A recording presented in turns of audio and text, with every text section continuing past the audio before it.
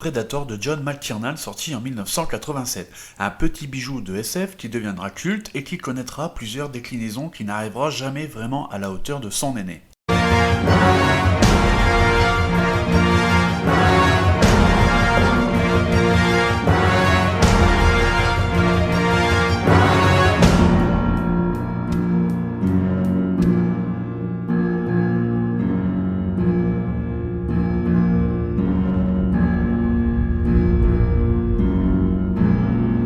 Ce que le grand public ignore, c'est que Jean-Claude Van Damme était alors prévu pour enfiler le costume de l'extraterrestre. Alors inconnu à l'époque, essayant tant bien que mal de débuter sa carrière à Hollywood, il accepta toutes sortes de rôles qui lui étaient proposés afin de se faire remarquer. Et j'ai contacté toutes les personnes que je savais, comme Stallone, Chuck Norris, producteur, casting et agent. C'est donc dans ces conditions qu'il se retrouva sur le plateau afin de faire des essais dans le costume du Predator.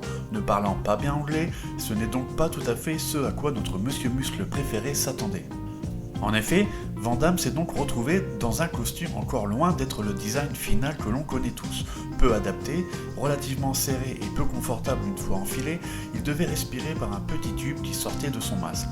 Les conditions de tournage dans une jungle en plein cœur du Mexique étant particulièrement difficiles, JCVD allait donc vivre un véritable enfer. De plus, il s'était déjà imaginé affronter Arnold Schwarzenegger, probablement à coups de grand écart et coups de pied retournés. Or, quelle ne fut pas donc sa surprise quand il apprenait que son personnage serait invisible pendant les 3/4 du film et que son rôle s'apparentait plus à celui d'un cascadeur qu'à celui d'un acteur. Finalement, Van Damme sera donc renvoyé du tournage par la production et remplacé par le géant Kevin Peter Hall qui mesurait pas moins de 2,20 m. Selon Van Damme lui-même, il aurait été renvoyé car il aurait refusé de faire une cascade jugée trop dangereuse selon lui en raison du costume peu adapté à ce type de scène. Get away from here. Il est temps. Et alors, tu pars. Donc, j'ai jamais réussi un casting. Quelques éléments de précision ont été apportés par Bill Duke, qui incarnait le sergent Mark Elliott dans ce premier film.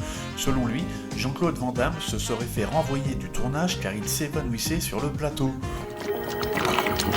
Le Dorlo, dans 20-30 ans, il n'y en aura plus. Accroché à des fils, s'envolant d'arbre en arbre, il s'est donc évanoui 2 fois à cause de la déshydratation, ce qui a fortement déplu au producteur du film, Joel Silver, qui décida donc de le renvoyer une bonne fois pour toutes. T'as pas une gueule de porte-bonheur. Heureusement pour Jean-Claude Van Damme, un an plus tard, le monde entier le découvrira dans Bloodsport avec le succès qu'on lui connaît et deviendra une figure incontournable du cinéma d'arts martiaux.